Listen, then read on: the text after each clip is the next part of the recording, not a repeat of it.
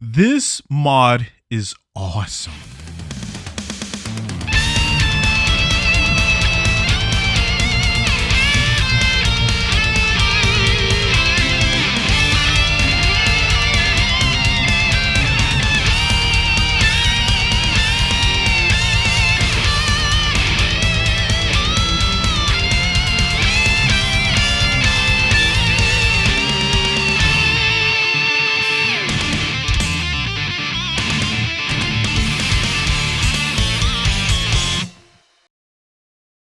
Devil May Cry 3 is great on its own, but this makes me want to take Devil May Cry 4 and chuck that crap into the trash, and I love Devil May Cry 4.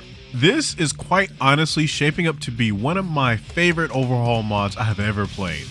I've played Project M, I played Nobody May Cry, Thug Pro, and other various community-made mods, and among them, this mod reaches to that same level. If you don't know anything about this mod, it is called Devil May Cry 3 Crimson. It's an overhaul mod that offers a large array of mechanics to Devil May Cry 3, and it makes this awesome, fantastic game even more awesomer and fantastic. Playing DMC3 Crimson almost reminds me of playing DMC4 or 5 for the very first time, learning new mechanics on the fly and trying to improvise the best way that I can. And it made me more motivated to try to find new tech, hence the name ChaserTech, in order to incorporate into my gameplay. DMC3 Crimson not only adds style switching and enables you to use all your weapons and guns on hand, similar to how the previous mods have done in the past, and eventually the Switch version of DMC3, it also adds other mechanics present from other games that are insanely good. And not just mechanics too. It offers different modes that you can utilize, such as must style mode that you have to be an S rank or higher to damage enemies at all. There's even a co-op mode that allows you to play with another player in any mission that you want to play, even in Bloody Palace. I think I haven't really checked that yet. This mod even fixes some of the alpha textures in DMC3 to make it more transparent and more in line to how they looked on the PS2 version. In the description of this video is a link to the mod itself. There are instructions on how to install the mod on the GitHub page, so if you have any questions, just drop a comment and I might be able to answer it, but there's no guarantee that I'll be able to fix your problem. Now, I want to state that I can't go over every single adjustment this mod has to offer because I'll be here for God knows how long. So I'm going to talk about the things that really stuck out to me since I want to keep this video at a reasonable length. So yeah. Now, when you load up Devil May Cry 3 Crimson, you'll be greeted with this nice looking menu screen. Basically an indicator that you installed it correctly. If nothing pops up, then you can just hit the delete key and bam, it should appear. And man, there are so many options to choose from. But right now we're going to laser focus on these three options that you get to pick from: Vanilla, StyleSwitcher, and Crimson. Each of these options offer a different way to play. Coupled with this are different visual mods that you can pick from. There's the classic visual style that offers basically the vanilla HUD. Nothing has really changed versus how it looks in the DMC3 HD collection. Then there is the hybrid visual style, and that has elements of the vanilla game where the health bar is intact, but the style meter and enemy HUDs have changed quite a bit. Instead of seeing chunks of the enemy health disappearing, you have a more accurate representation of their health. Then there's the modern visual style, which completely changes everything about the HUD, giving it a more DMC5 style appearance for the health. Personally, I'm a fan of the mixed HUD that combines the elements of the original health and DT gauge design with the newer elements for the style ranking system. It's my personal favorite. Vanilla is fine, but of course I do want to switch up things with the mixed version. I also think that the Crimson HUD, mostly for the health and style switching system, feel too DMC5 for my taste. Not that it's inherently bad, but I would like to see more of an original style. Something that kind of fits with the DMC3 Crimson logo perhaps. But even so, it still looks pretty good. There's also different options for you to tick for the HUD as well, such as the inclusion of a stun meter. Now, what the heck is a stun meter, you might be asking? Well, in DMD mode, enemies become resistant to the player using moves that have knockback properties. However, there is a hidden stun system that keeps track of certain values from attacks, both regular stun and knockback. The purple meter indicates the knockback, while the other smaller pale meter showcases the stun. Instead of doing math in your head or flat out guessing which hit will affect that pesky health sloth, now you can easily see when an enemy is about to meet a certain requirement that can be staggered or launched. I haven't gotten to high level DMD DT manipulation yet, but I know just enough on how to relaunch DT'd enemies whenever I need to. Now, with the HUD out the way, let's talk about the different modes that you can pick from. Vanilla is, well, vanilla. It's basically DMC3 with minor changes. You still have 2 double arms, 2 guns, and 1 style that you can pick at a time. Good old-fashioned DMC3. Picking the StyleSwitcher option essentially turns DMC3 similar to how it is on the Switch, but with some additional features. Instead of being forced to carry everything with you, you can pick and choose whatever loadout that you want with your guns and devil arms. That way you don't feel overburdened with all Dante's arsenal forced upon you. You pick through his styles, he even does an animation change and announces that he's picking whatever style that you're using.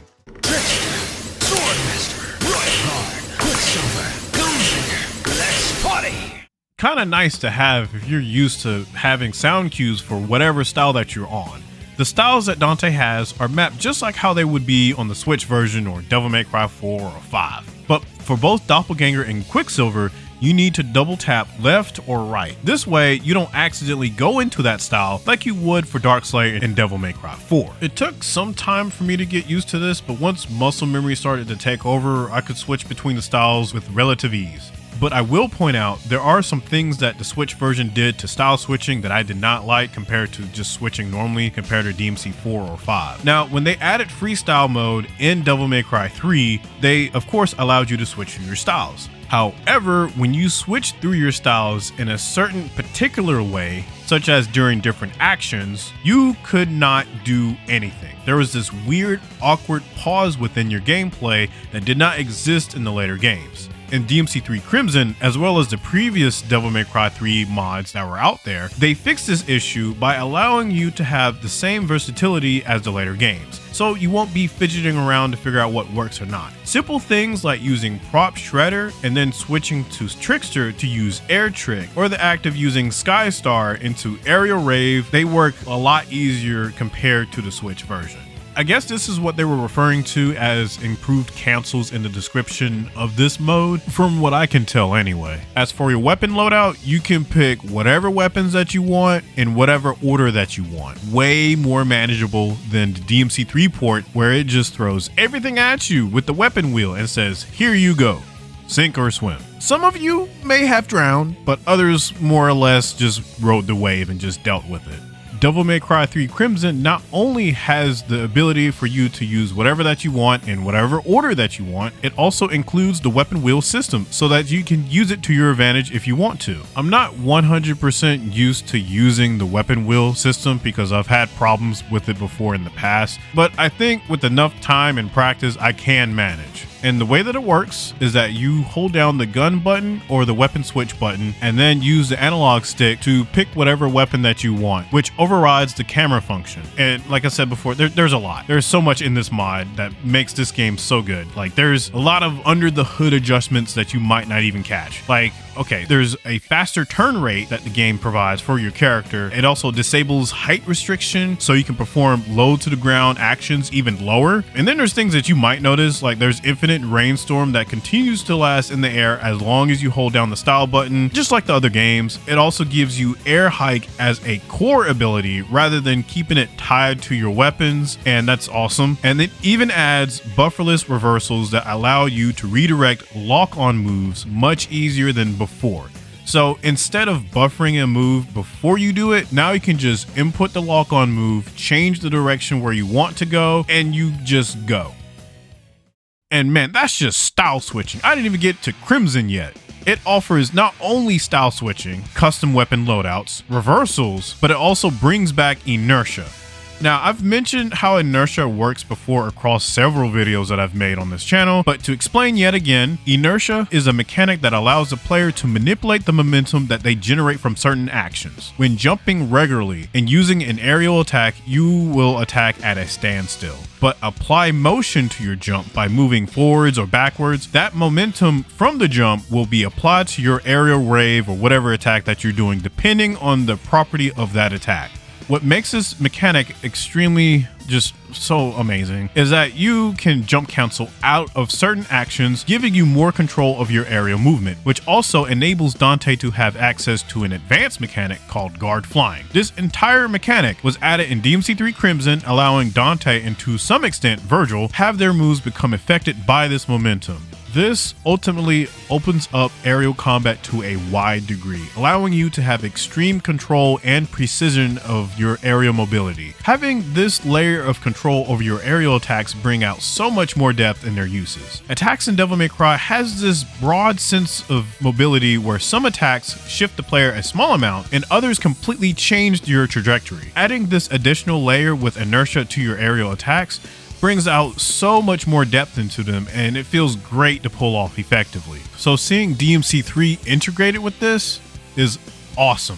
Another mechanic that has been set in place is the ability to stop enemies from being knocked back away from you. In vanilla DMC3, you can't really interrupt a target flying away from you after hitting them with a shotgun blast or aerial cross with Agni and Rudra. In Devil May Cry 4 and 5, this was possible. So you can stop enemies and prevent them from being launched too far away from you while continuing whatever that you're doing. This has been brought into DMC3, allowing for even more potential aerial options and manipulating your current opponent. While inertia is definitely a very important mechanic that this mod brought in, we need to shine a spotlight to what it did to Dante and Vergil. Now, most of these changes I do agree and I cherish them. Other changes, I'm not entirely sure what the idea was. So with Dante, for example, they had changed his gravity so that he's heavier when he uses shotgun in the air. You have to continuously jump cancel your shots if you want to stay afloat, because before there was a slower rhythm that you had to do. Now you have to machine gun fire that thing. And because of the increased gravity, it also messes up some very specific things that I like to do in Trickster style. There were also changes to how juggling works so that they're easier to perform. I definitely noticed this while I was working on my DMC3 Vergil video, since I swapped between Crimson mode to have fun with the mod in my free time, and then I switched back to vanilla DMC3 to record examples for my video. These options altered the juggle time for enemies, specifically the stagger time in the air, along with some of the jump cancel hitboxes. I think this was a nice addition for newcomers who wanted to get into DMC3's aerial combat, but I do wish that we had the option to keep the regular stun that we had in DMC3 vanilla. Moving on to the good things now, because we talked enough about the bad stuff. Eventually I'll talk about more, but whatever.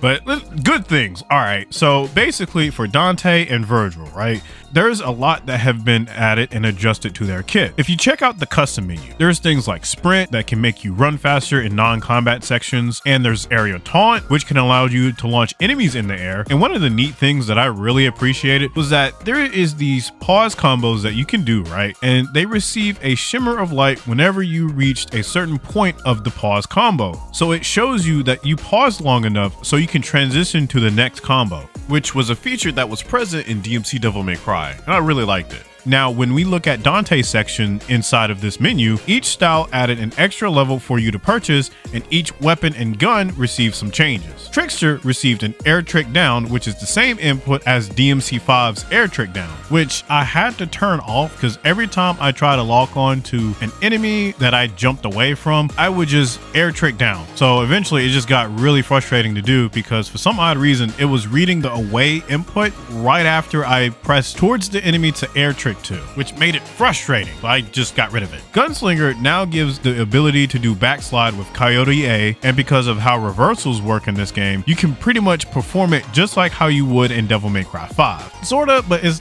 kind of close. Swordmaster allows for Tornado for Beowulf to be performed in the air, which is the second part of real impact that you can use if you mash the input for a crazy combo. And while I'm on this topic of crazy combos, they have also changed the way how they work. Instead of mashing a button repeatedly, now you just have to hold down the input for it and there you go. And Royal Guard now depletes DT gauge if there's any instead of health when performing a block. Just a regular block, but not a Royal Guard.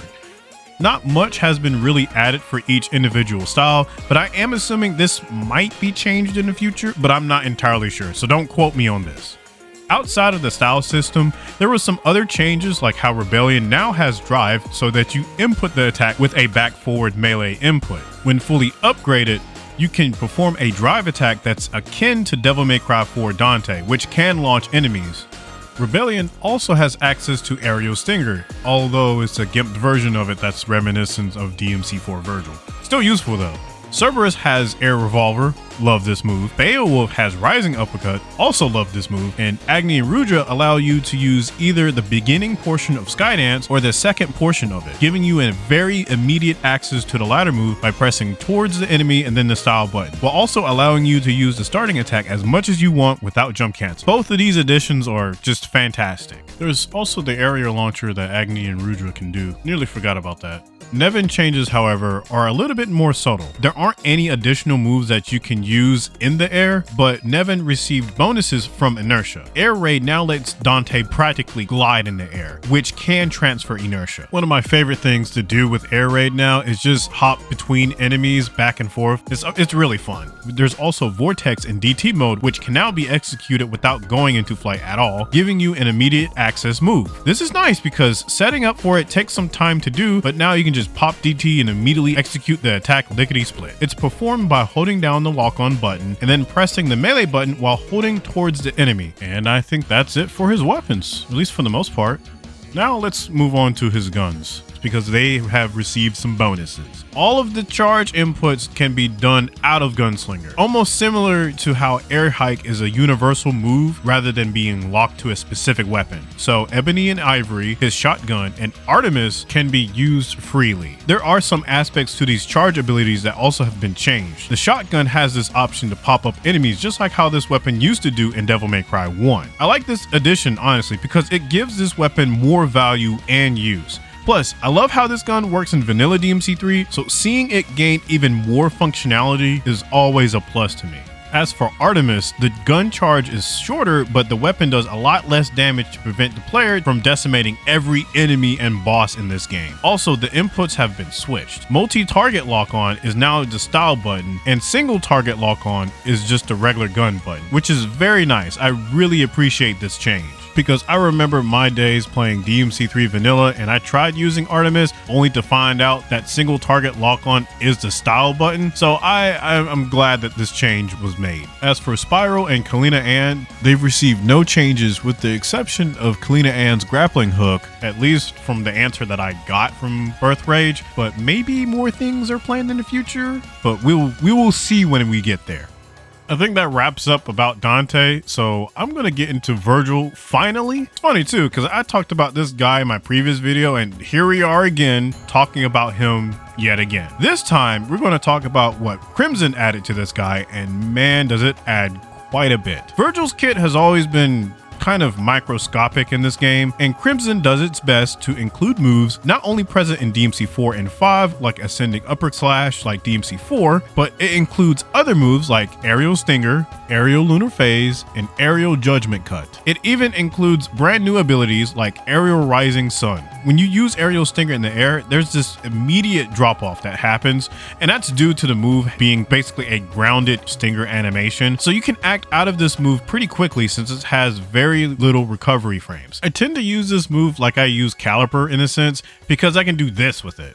Aerial Lunar Phase is really nice because it has this downward attack that happens after the full move plays out. And it also comes with this downward inertia option that you can tick on or off. But for me, it always interrupts the flow of my gameplay because it suddenly shifts me downwards. So I usually just turn that crap off. Judgment Cut has been reworked, so it functions like Devil May Cry 5's Judgment Cut. So you can perform it in the air, chain them together, and it has a just frame timing. Even the charging time matches with the later games. This judgment cut also allows for weapon switch judgment cuts, meaning that you can charge the input for the attack, switch your weapon to Yamato, and then release the attack button and the move will come out. Depending on your timing, you can still get just frame attacks out of it. And what's nice about this attack is that it retains the knockback that it has in Devil May Cry 3. So it's a hybrid between Devil May Cry 5 and Devil May Cry 3. Summon swords have also been changed up a bit, so now they have the same input as DMC4 and 5 variants if you want to have that. Also, you don't need to use spiral swords first. So now we have the benefits of 4 and 5 Vergil with the look and appearance of Devil May Cry 3, with their nice, crunchy, juicy sound effects. I got a comment from somebody about these swords saying that they would eat them, and I'm not gonna lie, I think I would too. How would they even take? There's even an option that lets you pop enemies upwards, so it gives more use out of storm swords. Also, last but not least, Vergil has Doppelganger. It's separate from his DT, which is awesome, kind of similar to Sin DT in a way. You press left or right on the D-pad and it works like DMC3's Doppelganger, except you don't need to switch to a style for it. This might be my favorite way to play DMC3 Vergil by far. This mod adds a lot of great options for both Vergil and Dante, and honestly, there's just so much good for both characters. Crimson aims to unlock Dante's to his fullest potential while also adding its own sauce to the mix. Meanwhile, with Vergil, it shows the possibility of a more expanded DMC3 kit. I lean more into playing Dante when I play Crimson, but Vergil, he's also just as fun to play to me. This mod breathes so much life into DMC3, and the game is already fantastic. Like with this mod, with what it's accomplished so far, all I need is just 3 weapons and 3 guns, and then I'm good. That's all I need. That's DMC4 Dante all the way, baby. That's me. That's what I like. Considering with all the new moves, the adjustments, and different types of mechanics that has been added, you can comfortably play however that you want. And these new abilities introduce new ideas to improvise in very refreshing ways. Some of these tools, I will admit, kind of break the game a bit. Being able to juggle enemies with charged shotgun blasts makes it extremely trivial for sure, especially on DMD, but I don't think that the goal of this mod is to balance it completely. I think it's giving the player more options, specifically for the type of player who spent a lot of time with these games to appreciate its foundation. I've done so many times, a lot more in DMC4 than 3, but it's still a decent amount. I'm very, very curious to see what else is in store for this mod. It's like crack, man. I'm addicted right now. Like even recording this script, I was literally just playing the crap out of DMC3 Crimson. I want more. I want to see what happens, man. All right, thank you for watching, guys. I think I covered everything that I wanted to talk about, at least as far as I can tell. DMC5 Vergil is definitely happening. I'm definitely talking about him in my next video. DMC4 Nero, that's planned. I will talk about Darksiders 2 probably after my 5 video for Vergil. And as usual, like, thank you for watching, guys. I really do appreciate all the comments that I get. Still not used to being a YouTuber. Like, even after like 3 years, I still can't believe Sonic Omens. Out of all things, Sonic Omens was the one thing that revived my channel. But it feels good to make more videos for you guys. But anyway, that's enough rambling. Thank you for watching, and I will see you all next time.